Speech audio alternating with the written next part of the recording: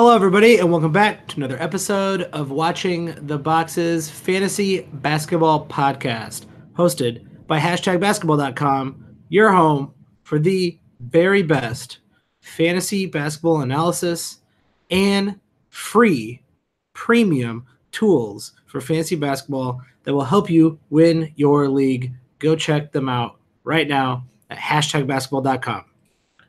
I'm your host, Mike Catron. And joining me, as always, is my co-host, Tyler Watts. What's up, Tyler? Michael, I gotta ask, would you pay $100 a month to not see the Warriors? I already do. Okay, fair. So I don't understand this thing. Maybe you can explain it to me? Like, I have seen this article that you're talking about, but explain it to the listeners.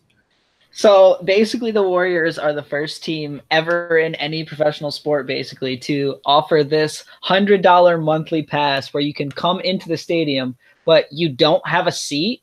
So basically, like, all you can do is like visit the bars inside the arena and watch the game on television, but you cannot actually go like into the bowl and see it.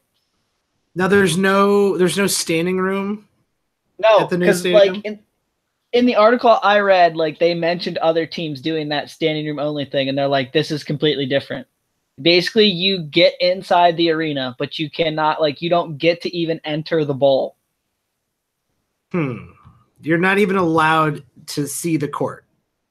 You can like if you come early enough, I'm sure you can like go down like where all the well, and like you know how fans like pool at like entrances and exits to like way before the game and like get autographs from players and stuff like that.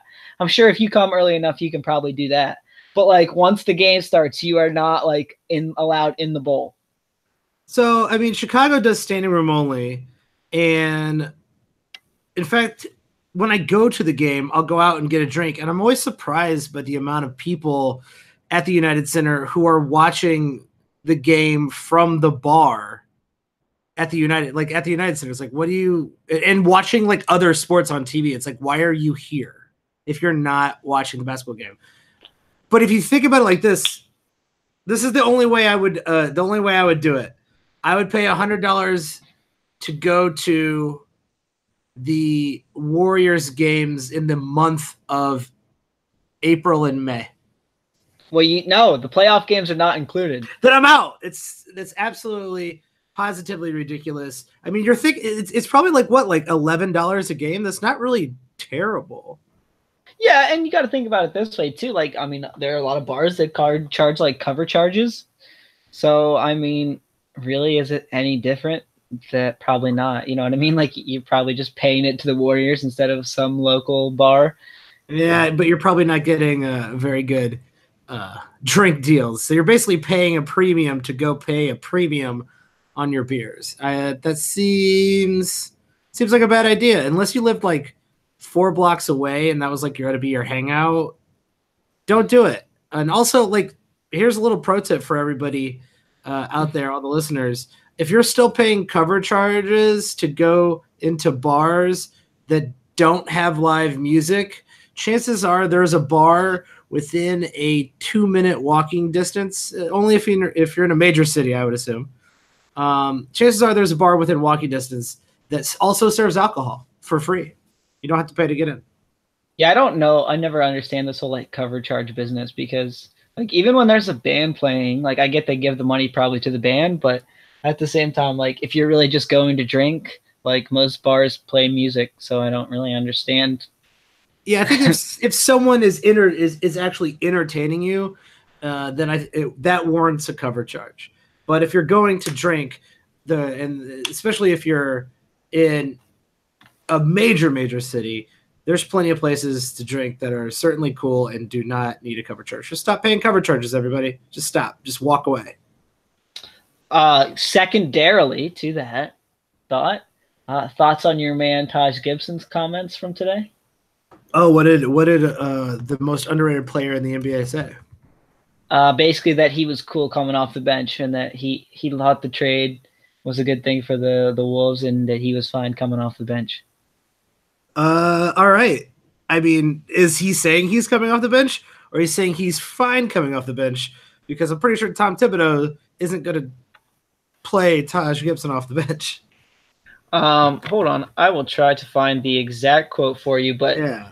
And we talked about this. We talked about this in our last episode. The Saric is probably the most interesting fantasy piece here. His value could go way up with this trade, or it could go way down with this trade. And because Tom Thibodeau plays his starters like 35 minutes or more, and he plays the bench like 15.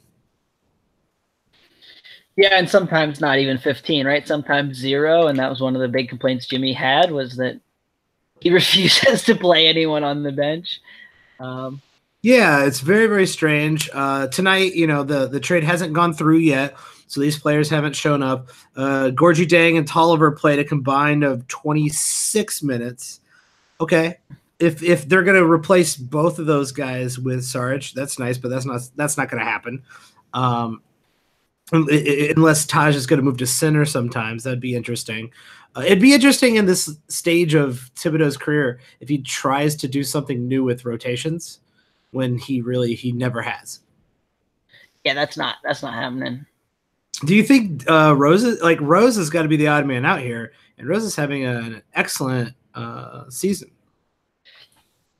Yeah, but I mean, how much of that do we think is going to turn into a pumpkin naturally? And I mean, there's a little bit of worry that, I mean, he's definitely one of Tibbs's guys. So, you know what I mean? Like he could siphon some of these minutes off some of these other players. I don't really worry about Robert Covington, just because I think Robert Covington is very much a Tibbs guy. Yeah, Tibbs is going to love Robert Covington. In fact, he might psychically play him 38 minutes, like a couple every third game or something. We talked about Jeff Teague. Jeff Teague having a nice game tonight without Jimmy Butler in the lineup. So a lot of people kind of sad that Jeff Teague has been injured, worried about maybe what he's going to look like this season. We are still a buy on Jeff Teague here.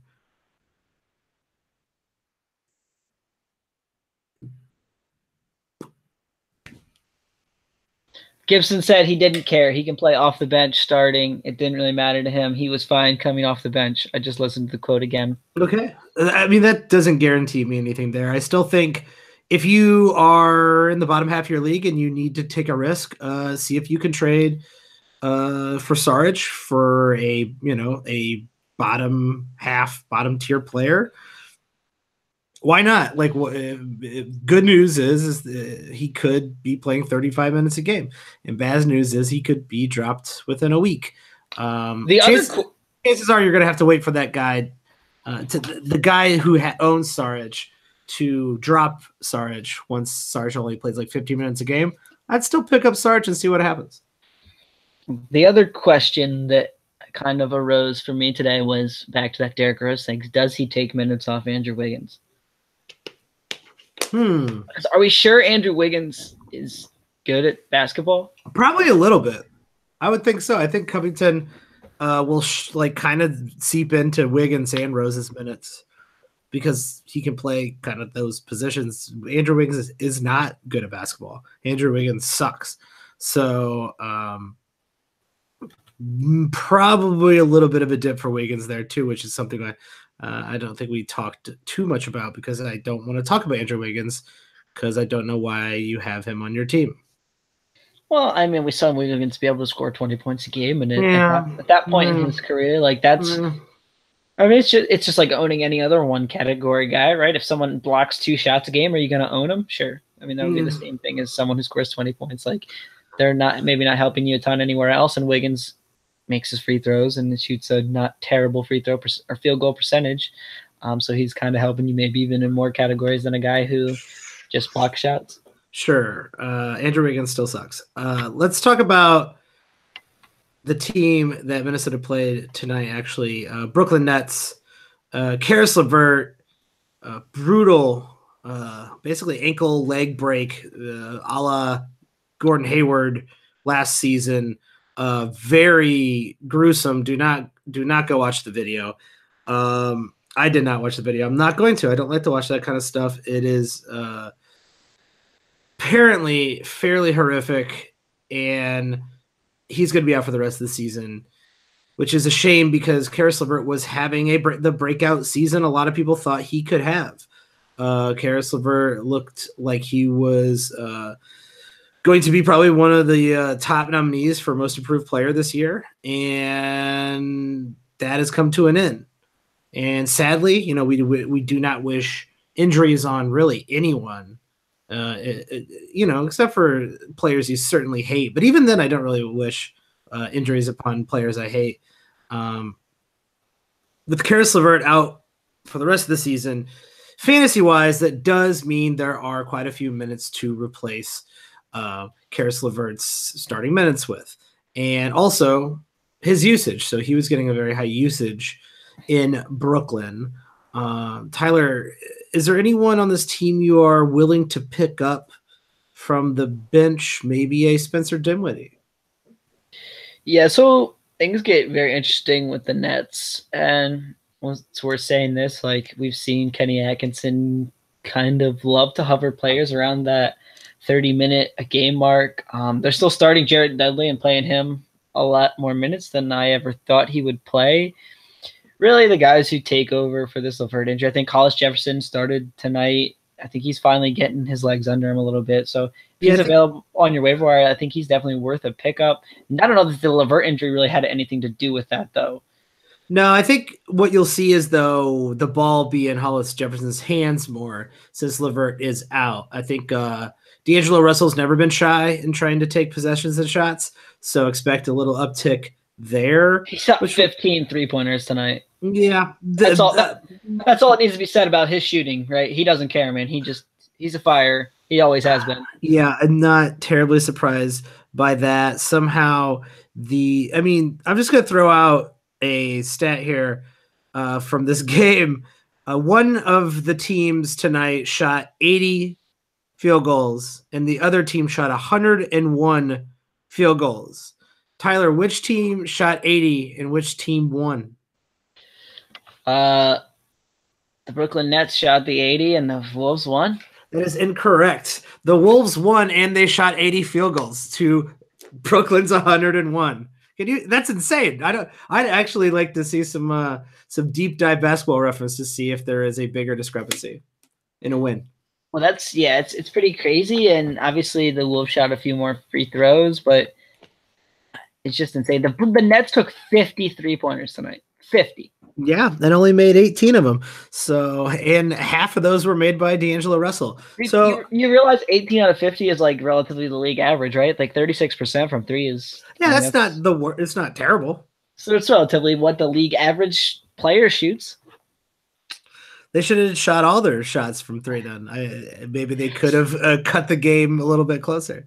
So here's the thing. I'm with you. Russell probably gets a bump in his usage, and I don't know that he really plays any more minutes, but he probably gets a few more shots.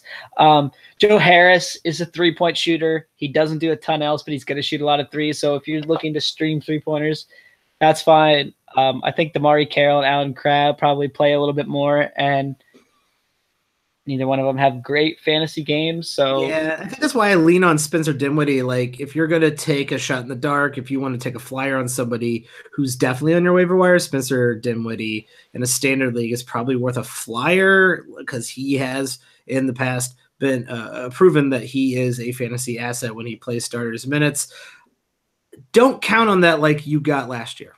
Well, and here's the other thing too. Like, he's not going to probably have the ball in his hands as much with Russell out there. Like, they're kind of going to be sharing it and doing the 2-point guard thing when they're sharing the court. So, yeah, I mean, Dinwiddie's a fine ad. I don't know that I'm dropping somebody I think is a top 100 player for him because I'm not sure Dinwiddie's that kind of value for the rest of the season. Yeah, I agree. I'm not going to drop a top 100 player. This is more like an end-of-the-bench type of flyer to see maybe if the minutes come. If Rondae Hollis Jefferson's available, though, that's the number one pickup here. And we are talking about waiver wire pickups here. So Rondae Hollis Jefferson probably at the top of that list. We are as usual at the beginning of the week. We like to go see who is the most dropped and added players, both on Yahoo and ESPN. I am still not sure ESPN knows how to run a database because none of these numbers really make any sense on percentage owned. We do think there might be something wrong with the way they calculate these numbers. We also think that maybe they're forcing everybody to play in points leagues now, and that's a huge. I just don't understand some of these numbers I see on ESPN. So we're going to lean, as we have this season, towards Yahoo's trends. And I want to start out with a player that has been in the news a lot lately, and this is not an ad. This is a drop. Carmelo Anthony being dropped almost everywhere right now. Good call on dropping Carmelo Anthony? Yeah, 100%. I mean, he's not playing with an illness, but I mean, everything that Woj and Shams and a lot of the basketball insiders are saying is basically that there's not really part of the rotation, and D'Antoni wants to play Gary Clark over him. And I mean, sure, maybe he gets waived in the next couple of days and he goes to another team, but who's really going to make Carmelo Anthony their number one guy? Like, no one, unless he's going to play for a really bad team. And if you're a really bad team, why sign Carmelo Anthony? Like, I don't see how that's really beneficial for your team, especially if you got young talent trying to develop. Like, Carmelo Anthony chucking 20 shots a game isn't really helping that. Yeah, you should probably be dropping Carmelo Anthony at this point. Not worth owning. Just miserable. It's the hate on Melo probably has gone too far.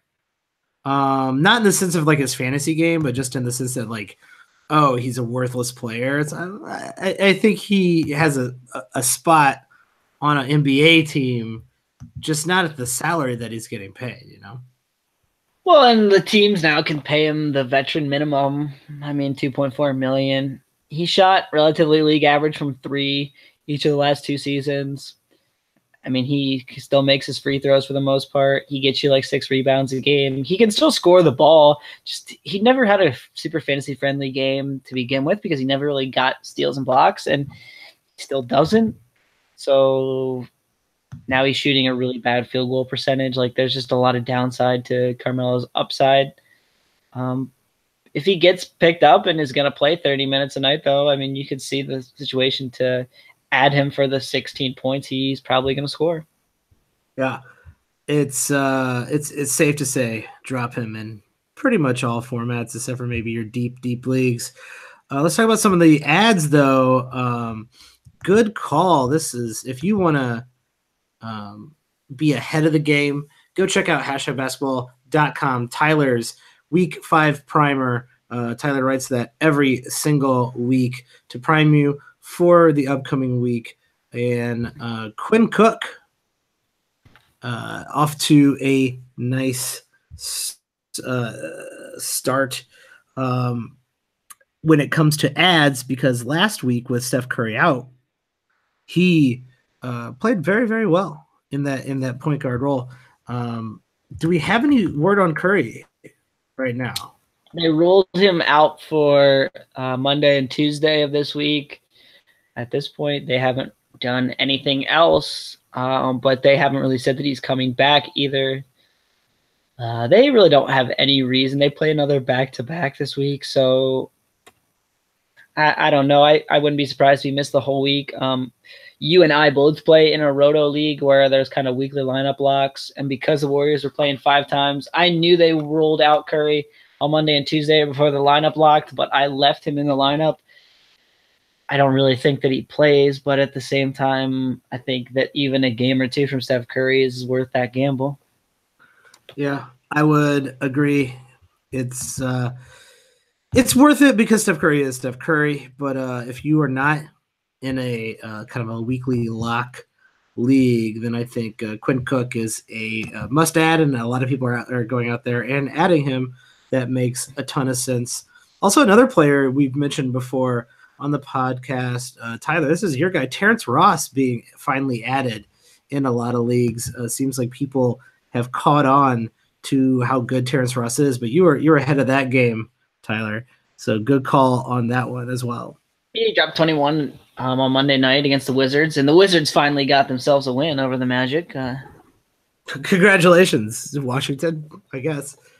Yeah, I mean, Ross just has had a fantasy-friendly game for quite a few years, and just he was injured last year, and people are just way too quick to forget about people. Always, especially when it comes to injuries. I'm sure Karis LeVert will be forgotten by this time next year, and that will be a nice pickup next year. Hopefully, because hopefully he is back at 100%. So LeVert is going to be one of those players where there's going to be two camps, and it'll be interesting to see where the sites put it, because some people are going to be like, oh man, he was on his way to breaking out, blah, blah, blah. Like he's a top 30, 40 player. And that's where like they're going to want to draft him. And then the other people are going to be like, oh, but he didn't play. And we saw how slow Gordon Hayward's coming back last year and this and that and the other thing. And they're going to want to put him like outside the top 100. So it'll be like really interesting to see.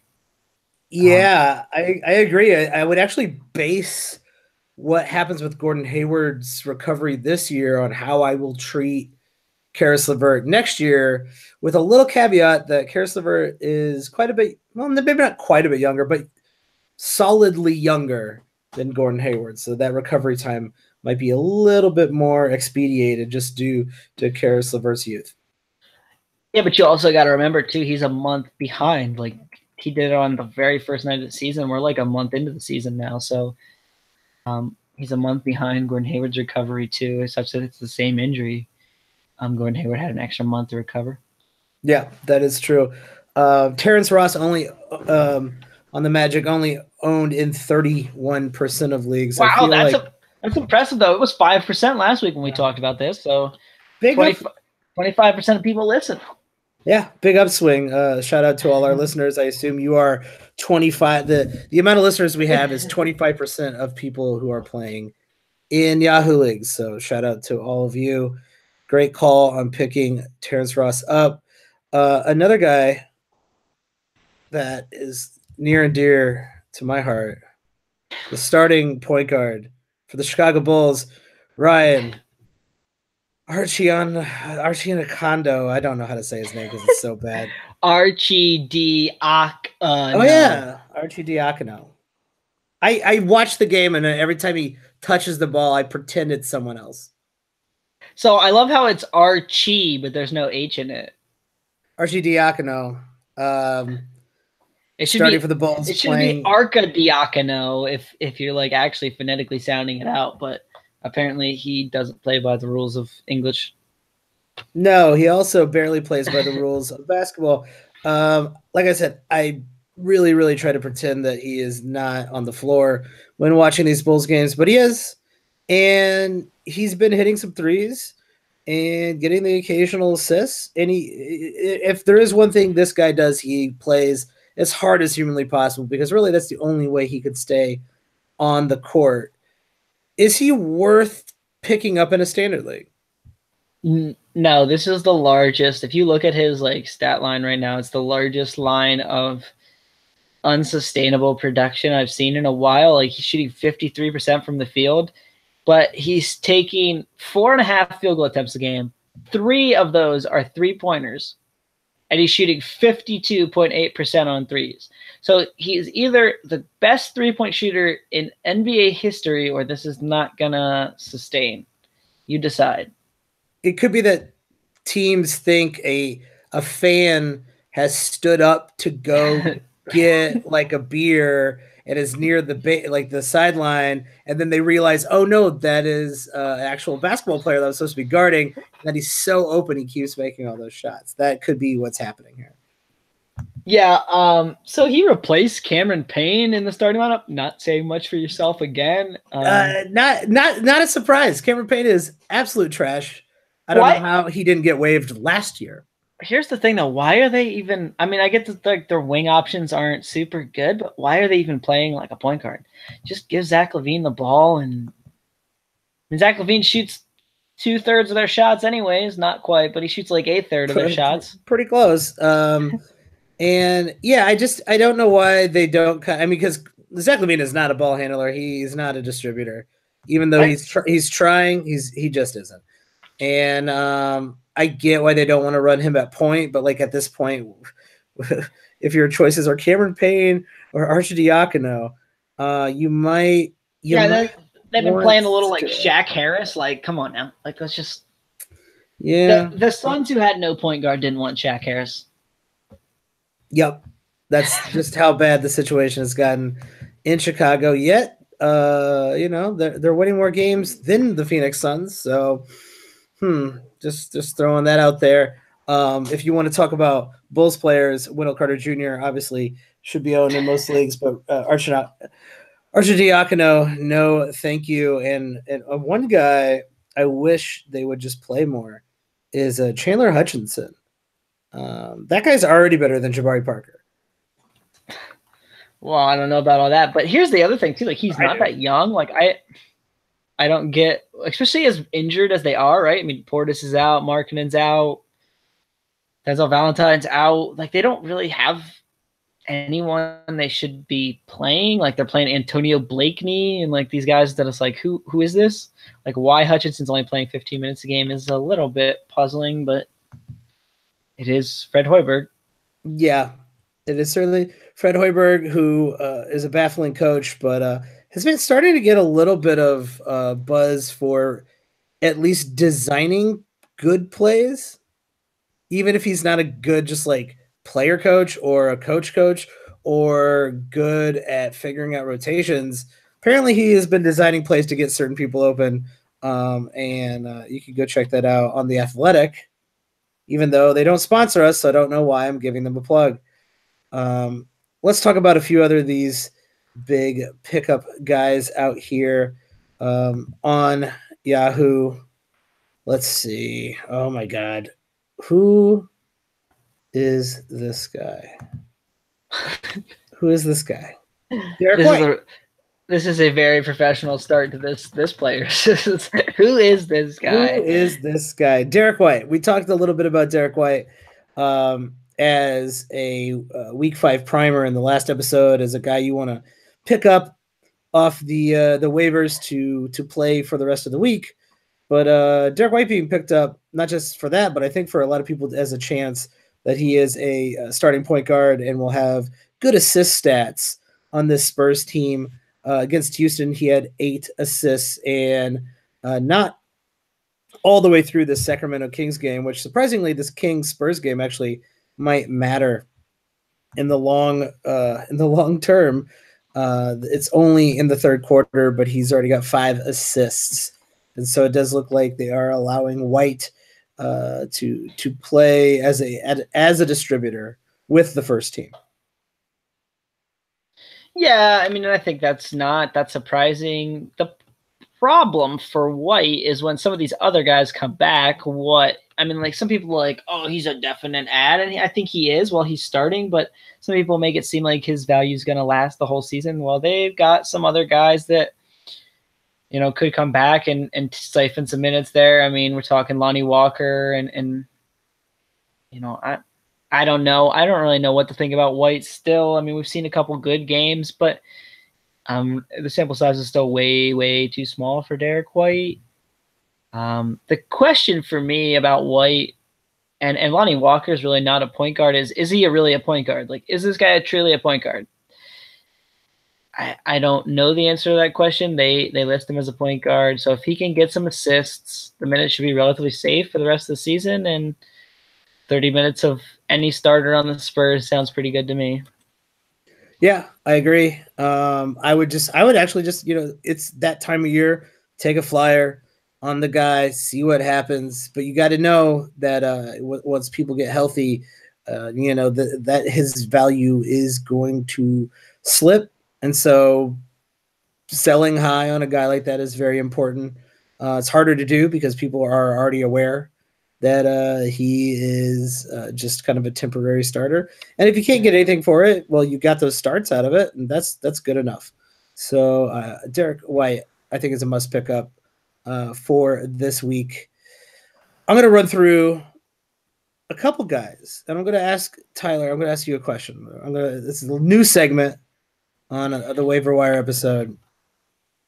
I'm going to talk about guys who are owned in 50% of leagues or less on Yahoo. I'm going to ask Tyler if they are worth owning in a 12-team standard league for the next month. What do you think about that Very specific.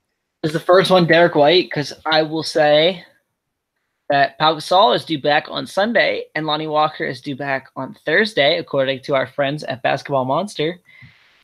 Meaning we're going to find out pretty quick how much value Derek White has for the rest of the season. Like, those are probably about the only two. I mean, Murray's not coming back, right, towards ACL, so we're looking at those two guys coming back. And, man, Pop's still doing the crazy stuff with rotations. Like, tonight he played 11 guys. Like, he literally played everybody he had except for Chimezi Mitu, who's a rookie. And Pop's always doing weird stuff with the rotation. That's why he's Pop. Yeah, and here's the reality. Like, it's a close game against the Kings, and White's probably at most going to play like 26, 27 minutes, and he's not in foul trouble or anything like that causing that. So, man, I think some people are making Derek White seem like he's a much safer ad than he is. Sure. I think you're not off by that. He's owned in very few leagues. Derek White. I just, it's kind of like a why not situation with Derek. Oh, yeah, definitely. Like, the flyer thing is fine, but I mean, I've heard some clamoring and some questions about, like, am I going to be able to hold him for the rest of the season? And I'm like, I don't know. I honestly don't. Like, maybe not. I don't know. Yeah, it's a possibility. I think it's simply because it is a possibility. It is worth that flyer. He's owned in 45% of leagues, which is actually more than I thought it would be. That has gone up pretty drastically, but that is why he's been in the most added list. When he came back, he was only like about 20% owned, I believe. That's a good jump for him. So yeah, all these guys coming up are owned in 50% of leagues or less. Should people pick up and own Jeremy Lamb for the next month? No. No. I'm going to go no. If it's a standard league, no. And the thing about Charlotte is they love to split those minutes between Lamb and Batum and Bridges and this person and that person, and I think it's just going to be a headache. Gilchrist is out on Tuesday, and he hurt his ankle, and then there's no real word on how much time he's going to miss. But if you look at the game log for Mr. Jeremy Lamb, in every game in November, which has been 5 games, he's played 23, 24, 23, 24, 25 minutes. Like, in 25 minutes, like, sure, he's going to get you points, but what else is he really going to do? Like, he's had a hot run of steals recently. We've never really seen him be much of a steals guy. In 24 minutes last year, he got 0.8 steals. So if you're really into 12 points, sure, I guess you can own him, but other than that, like, how's he really going to help you? Yeah, like, the opportunity isn't there, right? He's a decent player, and he's ranked decently as well. But that's on the back of one. That's like a steal. That's a stream. That's a stream type of player, not an own type of player. Well, and you got to expect some big steal regression coming, like 1.2, and his career high last year played about the same minutes. He's 0.8. So, like, he's definitely way overperforming in that category, and he's way overperforming in free throws. I mean, I should say way overperforming. He's shooting 91%. He's like a career 84% shooter. Just a lot of, like, a few things that's really not sustainable with his production, and what he's producing right now isn't that great. So yeah, stream him for sure. You need points? Do you need 12 points? Great. If you need 4 rebounds, great. Pick him up. Just, I wouldn't be holding that guy in a standard league. Like, I don't think he's good enough. Fair. This guy is also owned. This guy is one of Tyler's favorite players. Shai Gilgeous-Alexander owned in less than 50% of leagues. I'm thinking this is a definite pick up and hold for the next month. This is a pick up and hold for the rest of the season. So we can go back to my preseason talk about Shai Gilgeous-Alexander, and I think that happened a lot sooner than even I expected. He's finally starting, right? The last couple games, last 3 games he started. He played 35 and 39 minutes in the last 2 games. Now that's with Avery Bradley out. And this team has a lot of guard options that they can go to, but at the same time, Shai Gilgeous looks great. He's going to be good in steals and blocks, which is huge for a point guard type player. Like, I don't know if you want to consider him a point guard or not. Like, Basketball Reference for him as a point guard. He's kind of a combo-y guard type. And they've got a lot of options to play there. But he's going to produce a really diverse stat line, I think. And I mean, I'm a big fan of Shai Gilgeous-Alexander. Yeah, you can see him consistently getting a little bit better, getting a little bit more confidence, and also getting a little bit more playing time in LA. And that's all the positive indicators coming together that you need to be like, all right, he might be on the waiver wires. It might be an up and down next month or so, but this is a player who has potential. He's going to have interesting stat lines, help you in categories that are hard to find off the waiver wire anyway. So I think that's a definite pickup and hold for Gilgeous-Alexander. The next guy on this list is kind of a, I don't know. I don't know what to say about. I don't know what to say about this guy because he's a sandwich. he's a guy who I feel like everybody owns and everybody drafts at some point. Markieff Morris. It's the least exciting player, but a player who produces pretty well at times, and then at other times plays 15 minutes. Yeah, and the Wizards are kind of a little bit of a hot mess right now, and they're doing some platooning in some ways with him and Kelly Oubre. Like sometimes they play smaller against certain matchups. He's playing only 25 minutes a game, which is the at least he's played in the last 3 seasons. Man, Morris is a guy like you mentioned who just kind of seems to ebb and flow a lot. Obviously, the production's pretty far down right now. He's shooting only 43%. He's a career 45% shooter. I think better things are probably to come, but I'm not in love with what he's giving you right now for sure. It feels like one of those guys you pick up because he's going to play. I mean, and that's the weird thing. Sometimes you don't at this point. That's what the problem is. But that when he does play, he does produce. Yeah, it was the same thing with his brother when he played in Detroit, right? Marcus Morris, like he would always play big minutes, and he was always a great stream because he was always seemed to be on the waiver wire, and he'd always play like 30 minutes a game. Yeah, and then in those 30 minutes, usually okay, sometimes incredible, sometimes just like dropping 25 points. Yeah, so I mean, would I hold him for the next month? Is that the question? Because the answer to that's probably no. Like in a standard 12 team league, is he worth being on a standard team league for the next month? No. But he's definitely worth streaming in the games that he plays, but for holding him, I probably wouldn't. All right. Yeah, I think I'm probably with you on that one as well. Okay, last guy, because it's getting a little slim here. Down under 50%. No, we'll say that. Like I use that as the cutoff for my article, my weekly article on #basketball.com that you mentioned, the schedule primer.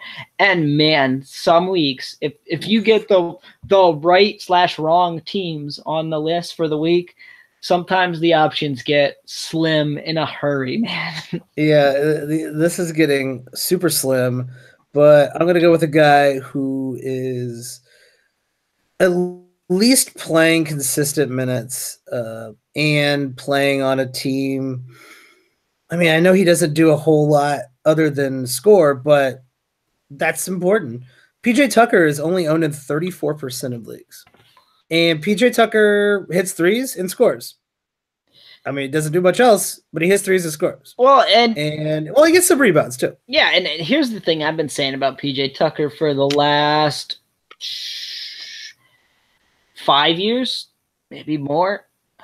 Basically, ever since he started playing 30 minutes a game in Phoenix, like a player grabbing you 5 to 6 rebounds, which he's averaged over 6 rebounds for 3 straight seasons, and then the last 2 years he's been 5.5.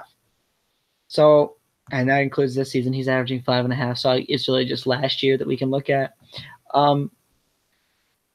So that's not great. But when you consider that this guy's like a small forward, like that's a pretty good rebound total.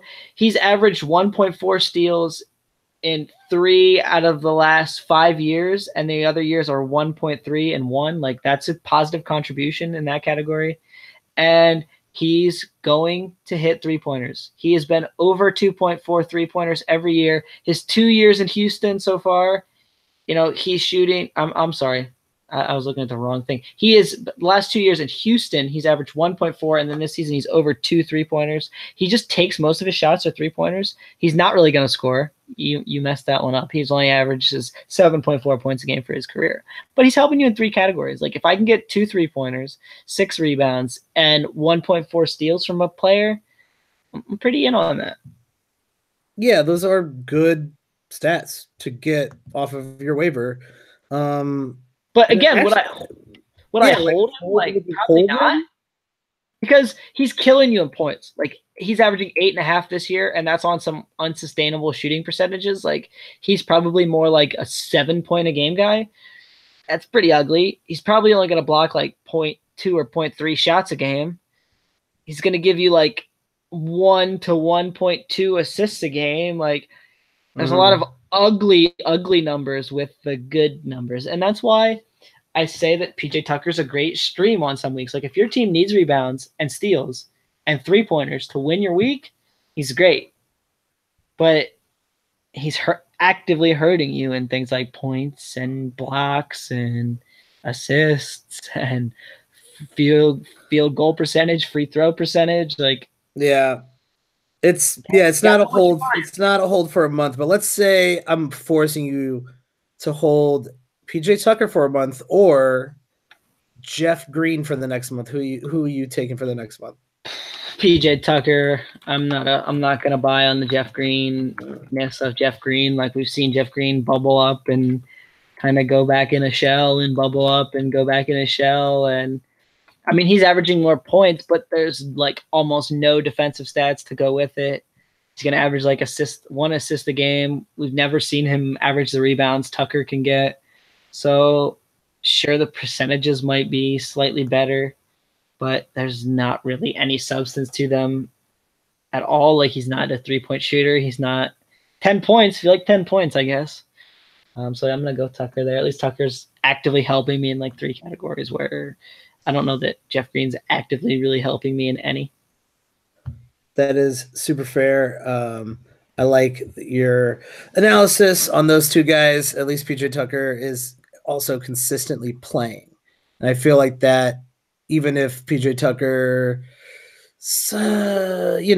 production kind of goes up and down a little bit, still he's getting that 30+ minutes a game, and there's just more opportunity to have a good game than a bad game, while Jeff Green, like you said, is super inconsistent and kind of disappears every once in a while and could disappear for like 2 out of those 4 weeks over the next month. So that's a good call. I think it's actually a little tougher choice overall. Like it depends on how much faith you have in Jeff Green, but yeah, I'm just going to go with the consistency in the minutes because I always feel like that is the safest bet, and sometimes you got to be safe. That's it for our pickups and drops. Kind of a week where a lot of players were, we're in week 5. A lot of players who had broken out, a lot of players who are needing to be owned in standard leagues, basically are being owned in standard leagues. I think, Rondé Hollis-Jefferson might be the exception to that. Well, and Shai Gilgeous, and the reason Shai Gilgeous didn't really make the list for the weekly streamers is the Clippers have a week where they only play 3 games, and the 3 games are on the very high volume schedule days. So he didn't, get any publicity really, but he's kind of flying under the radar a little bit. Like if you're not paying attention, someone in your league might not really know about Shai Gilgeous, and you can pick him up off the wire now and probably get some good production for the rest of the season. You're going to have to hold through this not so great week though. Yeah, I'd pick him up as well. I'm going to throw a couple other players out there who are owned in 60% of leagues or less. Justin Holiday and Bielitsa both are perfectly fine for what they are, and I think are going to consistently play on their respective teams for the next month or so. So, those are kind of the they're above 50, but they're below 60 ads that I feel like those are solid guys you can have either at the very least streaming, but at the most, if you're really in the need for someone who's playing consistent, that's a guy you could replace one of your crappier guys with. So should we talk about next week with the Thanksgiving craziness, or do you want to save that for a later day? Let's save that for next week's primer.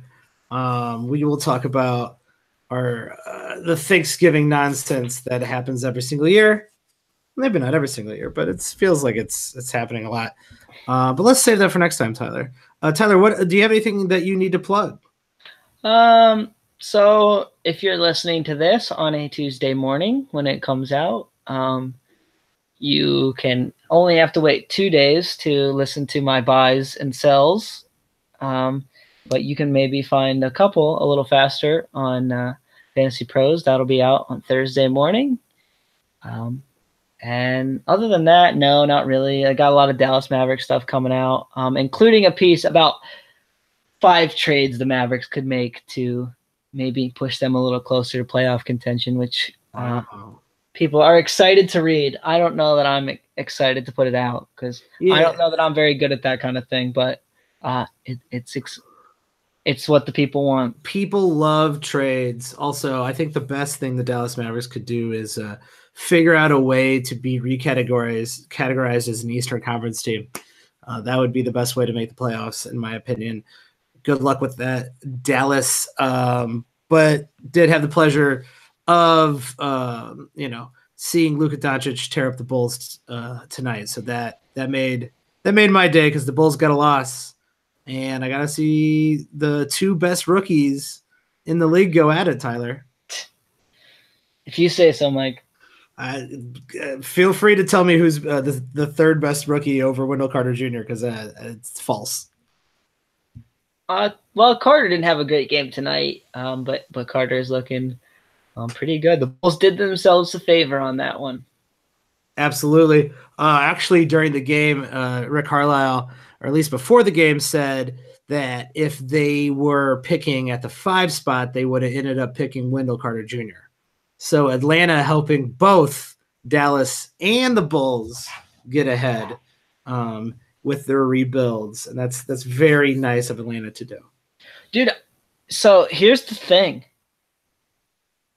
Would Dallas still have gotten Luka Doncic if they would have stayed at 5? Because maybe the Hawks are the wild card here. But who is the 4th team? Oh, come on, Mike. You know the answer to this question. Memphis? Yes. Man, I would almost say no. And they were like, from everything I've heard, they were in love with Jaren Jackson Jr. Like, that's the guy they wanted. I would almost say no, though. I'd still say no. I don't know how Luka Doncic falls to 5. Here's the thing, though. Do you think the Hawks were really on Doncic? Like no, they obviously weren't. Obviously weren't. And so that's my point is like, so then if the Grizzlies were that, now I guess you could say the Hawks maybe picked Jaren Jackson Jr. and leaving the Grizzlies Doncic, but at the same time, I'm not sure. I'm not sure that's how it goes down, man. I think the Grizzlies end up taking Doncic over Jaren Jackson Jr. That's what happens there. And then Dallas makes the decision between Wendell Carter and Jaren Jackson. And then Jaren Jackson goes before the Bulls pick him. Well, no, because the Hawks have to pick somebody. So, like, the Hawks would have to pick at 3. So the Hawks would have to pick. Well, I mean, the Hawks could pick anybody. They could have picked Trae Young. Probably would have picked Trae Young. Well, and they probably would have picked Trae Young, man. Dude, so did you hear this? That they put the stipulation in that it was only available. They were only going to do the trade if Trae Young was available at 5. Do you think Dallas was like, okay, for sure? I hope that happens. I hope Trae Young is available at the 5th pick, you idiots. You guarantee they were calling Memphis, like, laughing, like, you're definitely not going to pick Trae Young, are you? They didn't even bother to make the call, probably. They were like, yeah, we good. We're good out here. Thanks a lot. Thanks a lot, Atlanta. So shout out to Atlanta for sucking really bad at their scouting players. And helping my favorite team and a team that I've never really rooted against in the West. Like I've never rooted against the Mavericks. Shout out to your Bulls for holding them to 11 points, though. I mean, that's the lowest he scored in a while. You could see they were throwing a lot of people at him. They were throwing a lot of different people at him. And so this is another funny thing about the clamoring of fans, or I don't know what you want to call them, non-Mavericks fans, maybe Mavericks haters. that they like to say, oh, why are well, there Mavericks? Why are there Mavericks haters? Like, who hates the Dallas Mavericks? I don't know. So that's the lowest he scored since opening night. 11 points. He had 10 on opening night against Phoenix. And then 11 against the Bulls on Monday was the lowest he'd scored. But here's the thing. They'll be like, oh, well, that's only because defenses aren't paying attention to him. Like, starting with the first time they played the Jazz, the best player on the other team has guarded Doncic every game, and they started double teaming him in that Jazz game. Like, literally trying to actively get the ball in his hands. Like, starting with – and even the Raptors did it a little bit. Well, it's obvious. It's obvious how Dallas runs everything through him. It's obvious how Dallas relies on him to score, to win, to play make. Like, the kid is that good at this age. And then what's even better is that teams are throwing these defenses at him. His rookie year, he's going to get better. He's going to get used to these types of defenses and learn how to work around those by the time he's a sophomore. Yeah, and this guy for fantasy, like, there's not a lot of defensive stats, but we could be talking about next year a guy who can score 20 a game on really good percentages with, like, it depends on what the Mavericks do with the whole DeAndre Jordan thing and if they find him another center. If they don't find, like, a big rebounding center, he could literally legitimately average, like, 8-9 rebounds a game. Like, he's right in there, and it's him and DeAndre. They're the only two people, like, on most of the rebounds. Now, DeAndre is taking a lot of those rebounds, and most people even saw the little GIF thing where DeAndre stole the rebound from him. But, yeah, he could be a big rebounds guy and, like, 5 assists. So, yeah, watch out. Yeah, shout out to Luka Doncic for being awesome, and shout out to the Atlanta Hawks for not. I think that's it for tonight. You can find us on Twitter. You can find me at Watch the Boxes. You can find Tyler at Tyler P. Watts if you want to leave us feedback, if you have suggestions for the show, if you want to hear different topics, if you want us to go more, bring up more Dynasty and Keeper questions, send them in. We want to do, I think we're going to do another mailbag pretty soon. People seem to like that episode. We might start incorporating listener questions into every episode. So let us know what you want. Let us know if you want us to do some questions every single episode or more than just wait for mailbags. We'd be happy to do that, but you got to leave us feedback. You got to send it to us directly. Find us on Twitter at Watch the Boxes, at Tyler P. Watts. Or if you really want to get involved and have a direct line to us, our Patreon subscribers have helped not just support the show, but change the direction of the show towards different topics. And we really appreciate all you Patreon subscribers out there. Shout out to all of you at patreon.com/watchingtheboxes. You guys are all kicking my ass in the listener league, and I don't like you for that. Ooh, but Michael, there's a big announcement coming. Oh, what? This week. So this prepare week. yourself. All right, yes, listeners, prepare yourselves. Patreon subscribers will get this announcement early, exclusively for Patreon subscribers. So if you want to get that announcement early to find out what that is, patreon.com/watchingtheboxes. Check it out. We'll be back later this week with more fantasy basketball. Thanks a lot, everybody, and have a good one.